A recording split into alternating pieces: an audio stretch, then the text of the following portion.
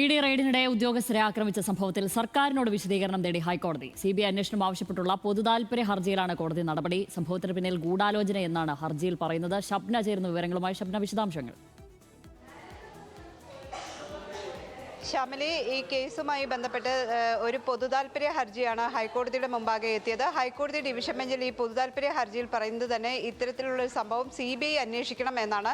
കേരള പോലീസിന്റെ അന്വേഷണം ഫലപ്രദമല്ല. കാരണം കേരള പോലീസ് ഈ അക്രമം നടത്താനെത്തിയ ആളുകളുമായി ഒത്തുകളിച്ചു എന്ന രീതിയിലുള്ള ആരോപണം ഉന്നയിക്കുന്നു. കാരണം പോലീസ് ഒരു നടപടിയും സ്വീകരിക്കാതെ നിഷ്ക്രിയമായി നോക്കി നിൽക്കുകയാണ് ചെയ്തത്. വലിയ ഗൂഢാലോചനയാണ് നടന്നത്. കേന്ദ്ര ഏജൻസി ഇത്തരത്തിലൊരു റെയ്ഡിനെത്തുമ്പോൾ, അതായത് ഹൈക്കോടതിയുടെ ഉത്തരവിനെ തുടർന്നാണ് റെയ്ഡിനെത്തുന്നത്.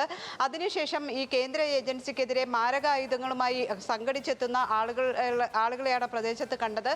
12ഓളം വരുന്ന ED ഉദ്യോഗസ്ഥരെ 300-ലധികം ആളുകളാണ് അക്രമത്തിനിരയാക്കിയത്. ഇതിൽ വലിയ ഗൂഢാലോചനയുണ്ട്. CBI അന്വേഷിക്കണം എന്ന ആവശ്യമാണ് ഹർജിക്കാരൻ ഉന്നയിച്ചത്. എന്നാൽ കോടതി, അതായത് ഇന്ന് ചീഫ് ജസ്റ്റിസ് അടങ്ങുന്ന ഡിവിഷൻ ബെഞ്ച് ഇതിൽ സർക്കാരിനോട് വിശദീകരണം തേടിയിട്ടുണ്ട്.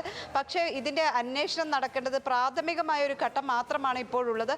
ഇപ്പോൾ പോലീസ് അന്വേഷിച്ചുകൊണ്ടിരിക്കുന്നു. 12 ദിവസം മാത്രമാണ് ഈ സംഭവം നടന്നിട്ട് കഴിഞ്ഞിട്ടുള്ളൂ. കേവലം ഇത്രയും ചെറിയൊരു ദിവസത്തിനുള്ളിൽ എന്തിനാണ് CBI അന്വേഷണം ആവശ്യപ്പെടുന്നത് എന്ന് കോടതി ചോദിച്ചിട്ടുണ്ട്. പക്ഷേ പോലീസ് ഇതിൽ നിഷ്ക്രിയമായിരുന്നു എന്നാണ് ഹർജിക്കാരൻ്റെ അഭിഭാഷകൻ വാദിച്ചത്. തുടർന്ന് സർക്കാരിനോട് ഇതിൽ വിശദീകരണം ആവശ്യപ്പെട്ടിട്ടുണ്ട്. ശരി, ഷബ്ന.